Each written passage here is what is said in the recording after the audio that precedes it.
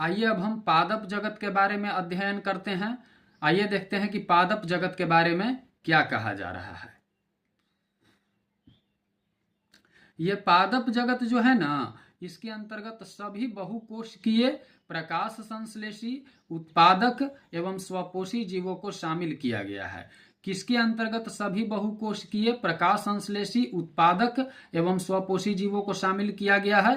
तो वो है पादप जगत। कौन जगत? पादप जगत।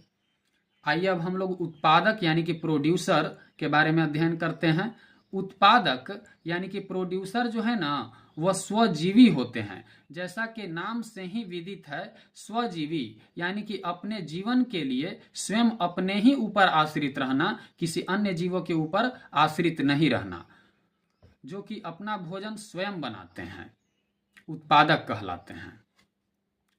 हरे पौधे जो है ना, प्रकाश संश्लेषण के द्वारा भोजन का निर्माण करते हैं।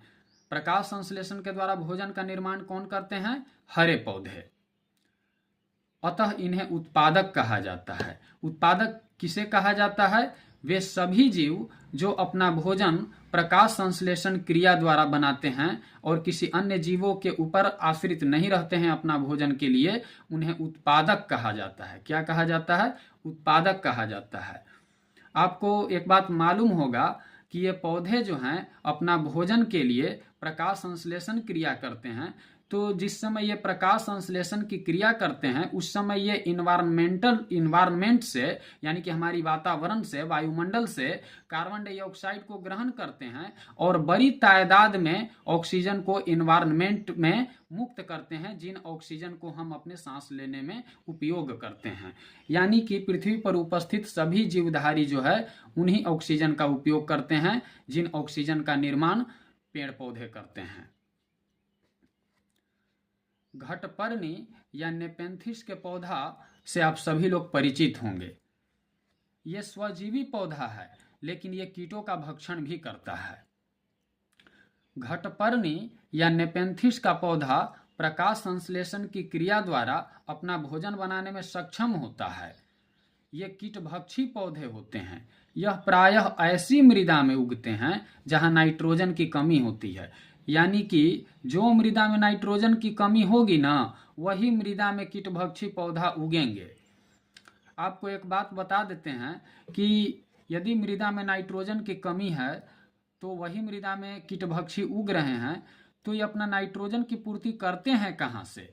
ये अपना नाइट्रोजन के पूर्ति करने के लिए कीटों का भक्षण करते हैं। जब इनकी पत्तियों पर कीट बैठती है तो इनकी पत्ती का जो फलक होता है उस पर एक प्रकार का मेद पाया जाता है, आकर्षक मेद, अट्रैक्टिव मेद, जिस मेद के कारण कीट जो होते हैं आकर्षित होते हैं और उसकी पत्तियों पर बैठते हैं, और बैठते ही उस पत्ती का जो फलक होता है उसके अंदर कीट चला जाता है और पत्ती के ऊपरे वाले फलक से आपरूपी बंद हो जाता है और उसे पत्ती में उपस्थित पाचक एंजाइम जो है कीटों को पचा देते हैं, और इस प्रक्रिया द्वारा कीटों के पचने के कारण वो अपना नाइट्रोजन की पूर्ति कर लेते हैं। इस प्रकार ये कीटभक्षी पौधे जो होते हैं वो अपना नाइट्रोजन की पूर्ति कीटों के भक्षण करके करते हैं। यानी कि घटपर्णी या नेपेंथिस नामक पौधा जो होता है वो अपना नाइट्रोजन की पूर्ति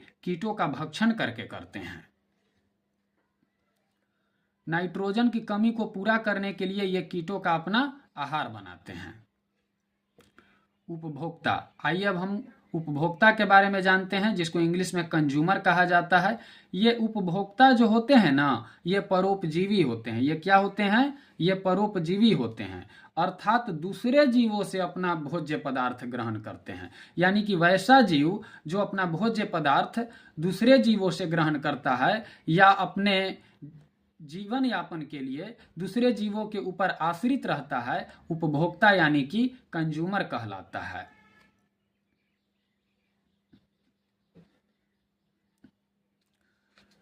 तृणभक्षी या शाकाहारी ये भी उपभोक्ता ही है, लेकिन ये प्राथमिक उपभोक्ता के श्रेणी में आते हैं। कैसी उपभोक्ता के श्रेणी में आते हैं? ये प्राथमिक उपभोक्ता के श्रेणी में आते हैं।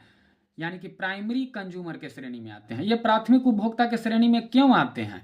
क्योंकि ये अपने भोजन के लिए किसी जीव के ऊपर आश्रित नहीं रहते हैं, बल्कि शाकाहारी पदार्थों के ऊपर आश्रित रहते हैं, जैसे कि पेड़ के पत्ता हो गया, घास हो गया, तृण हो गया, फल हो गया, इन सभी चीज़ों के ऊपर ये आश्रित रहते हैं।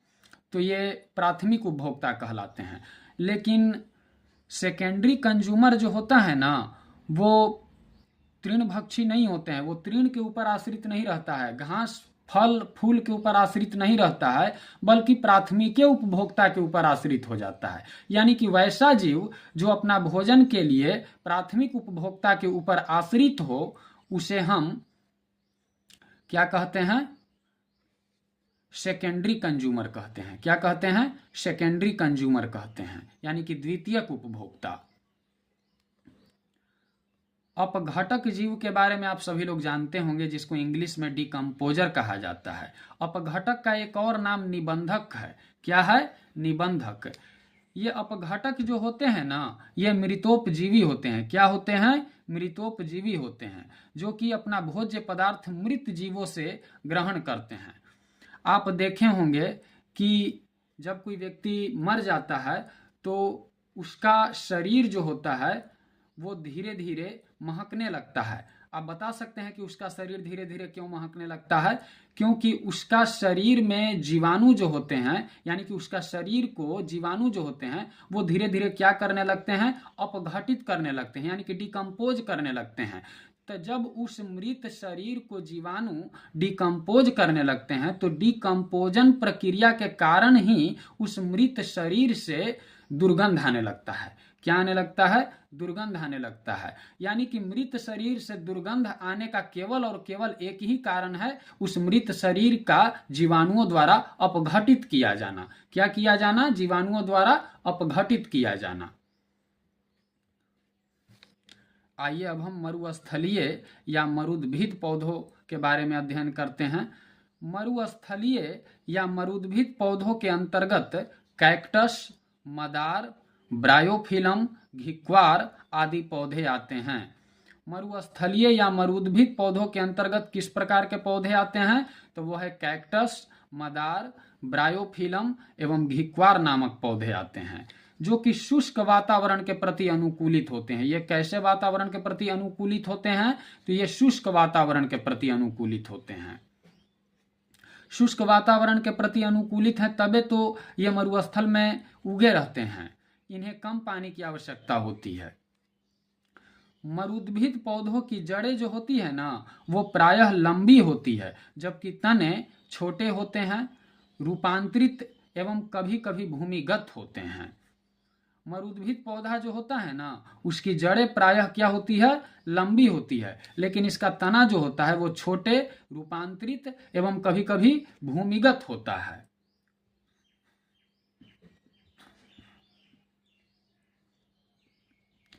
इनकी बाह्य त्वचा मोटी उपचर्म यानी कि क्यूटिकल की परत से ढकी रहती है।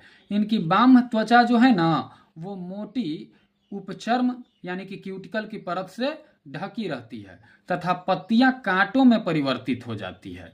किनकी पत्तियां कांटों में परिवर्तित हो जाती है? तो वो मरुस्थलीय पौधा की जो पत्तियां होती है वो कांटों में परिवर्तित हो जाती है। इनके कुछ भाग जल संचय हेतु अधिक मांसल यानी कि फ्लेशी हो जाते हैं। इनके कुछ भाग जो होते हैं ना, वो जल संचय हेतु अधिक मांसल यानी कि फ्लेशी हो जाते हैं। आप कैक्टस के पत्ता को देखे होंगे। कैक्टस के पत्ता को देखिएगा ना, उसका पत्ता बहुत मोटा होता है। आपको मालूम है उसका पत्ता क्यों मोटा होता है? उसका पत्ता इसीलिए मोटा होता है क्योंकि उसका पत्ते जल के संचयन किए रहते हैं। आइए अब हम लोग क्रिएटोफाइट्स के बारे में जानते हैं। क्रिएटोफाइट्स जो है ना, वो मरुस्थल में पाए जाने वाले पौधे हैं। क्रिएटोफाइट्स कहाँ पे पाए जाने वाले पौधे हैं? तो ये मरुस्थल में पाए जाने वाले पौधे हैं, जिनकी जड़ें जो है प्रायः 25 से 30 मीटर तक लंबी होकर भूमिगत जल सतह तक पहुंच जाती है। किनकी जड़ें 25 से 30 मीटर तक लंबी होकर भूमिगत जल की सतह तक पहुंच जाती है? तो वो है क्रिएटोफाइट्स। कौन है भाई? तो वो है क्रिएटोफाइट्स। आइए अब हम लोग हाइड्रोफाइट्स या जलोद्भिद पौधे के बारे में अध्ययन करते हैं। हाइड्रोफाइट्स या जलोद्भिद पौधे बहुत अधिक जल वाले स्थान पर पाए जाते हैं। हाइड्रोफाइट्स या जलोद्भिद पौधे जो है ना, बहुत ही अधिक जल वाले स्थान पर पाए जाते हैं। देखिए यहाँ पे एक बात आपको याद रखने के लिए हम बता दे रहे हैं, यदि मरुद्भिद है तो मरुस्थल में पाया जाएगा, यदि जलोद्भिद है तो वो जल में पाया जाएगा, यानी कि वैसा स्थान पर पाया जाएगा जहां पे जल की मात्रा अत्यधिक है। इनमें बड़े बड़े अंतरकोशिकीय स्थान होते हैं। इस प्रकार के जो पौधा है ना, इस पौधा में बड़े बड़े अंतरकोशिकीय स्थान होते हैं जो वायु से भरे होते हैं तथा पौधों के तैरने में क्या होते हैं, सहायक होते हैं। अब यहाँ पे एक टर्म आ रहा है लवणो मृदोद्भिद, यानी कि लवण मृदोद्भिद, यानी कि हैलोफाइट्स।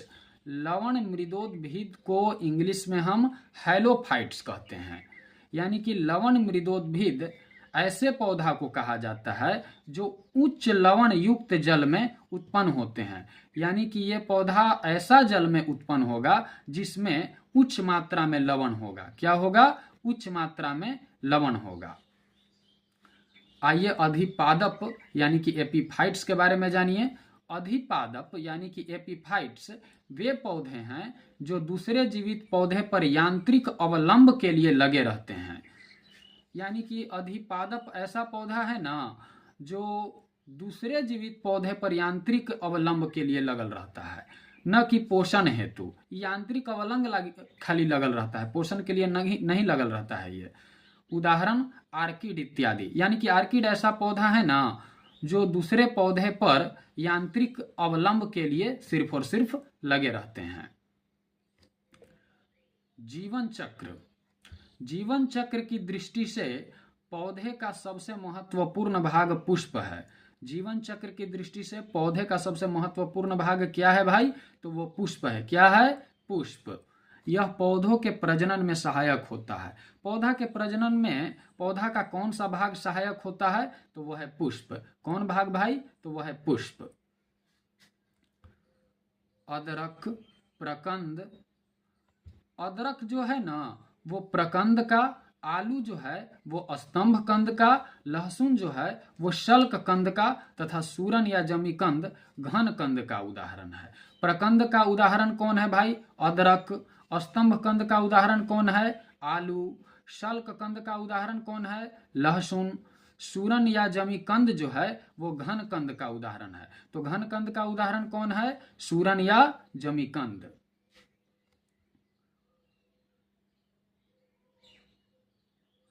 शकरकंद जो है ना वो कौन वोल्वुलेसी कुल का पौधा है। तो यहाँ पे क्वेश्चन पूछेगा कि कौन वोल्वुलेसी कुल का पौधा का क्या नाम है? तो वो है शकरकंद। या यूं पूछ सकता है कि शकरकंद किस कुल के पौधा है? तो वो है कौन वोल्वुलेसी। इसका खाने योग्य भाग रूपांतरित जड़ है। इसका खाने योग्य भाग क्या है? रूपांतरित जड़। गन्ना, आलू एवं अदरक जो है ना वो तने के रूपांतरण है। तने के रूपांतरण वाला कौन कौन पौधा है? तो वो है गन्ना, आलू एवं अदरक। यानी कि गन्ना, आलू एवं अदरक जो हैं वो तने के रूपांतरण है, अर्थात इनका संग्रह अंग जो है वो तना है। क्या है? तना। शलजम, गाजर एवं शकरकंद जड़ों के रूपांतरण है। जड़ों के रूपांतरण कौन कौन है? तो वह है शलजम, गाजर एवं शकरकंद, अर्थात इनका संग्रह अंग क्या है? जड़ है। तो यदि क्वेश्चन पूछेगा कि शलजम, गाजर एवं शकरकंद किसके रूपांतरण है? तो ये जड़ों के रूपांतरण है। क्यों है? क्योंकि इनका संग्रह अंग जड़ है। मटर जो है ना वो ल्यूमिनेसी कुल का द्विबीजपत्रीय यानी कि डाइकोटिलीडन्स शाकीय यानी कि हर्बेसियस तथा एक वर्षीय पौधा है। मटर क्या है? मटर लेग्यूमिनेसी कुल का द्विबीजपत्रीय यानी कि डाइकोटिलीडन्स शाकीय यानी कि हर्बेसियस तथा एक वर्षीय पौधा है। तो यदि क्वेश्चन पूछेगा कि लेग्यूमिनेसी कुल का कौन सा पौधा है तो वो देले रहेगा ऑप्शन में मटर, गाजर, आलू, शलजम तो आप टिक मारिएगा मटर में, क्योंकि मटर जो है वो लेग्यूमिनेसी कुल का पौधा है। किस कुल का पौधा है? लेग्यूमिनेसी कुल का पौधा है। इसमें सहारे के लिए प्रतान यानी कि टेंड्रिल पाए जाते हैं। इसके सहारे के लिए इसमें क्या पाए जाते हैं? प्रतान यानी कि टेंड्रिल पाए जाते हैं, टेंड्रिल।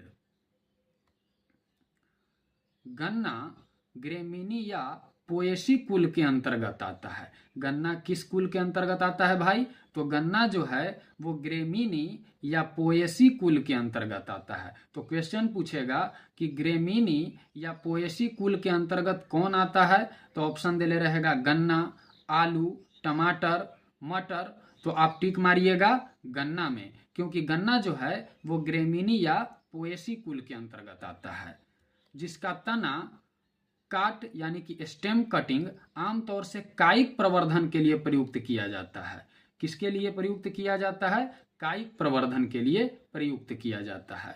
इसका तना ठोस एवं संधिबद्ध होता है। इसका तना क्या होता है? इसका तना ठोस एवं संधिबद्ध होता है, जिसमें पर्व यानी कि नोट्स तथा पर्व संधियां यानी कि इंटर नोट्स पाई जाती है।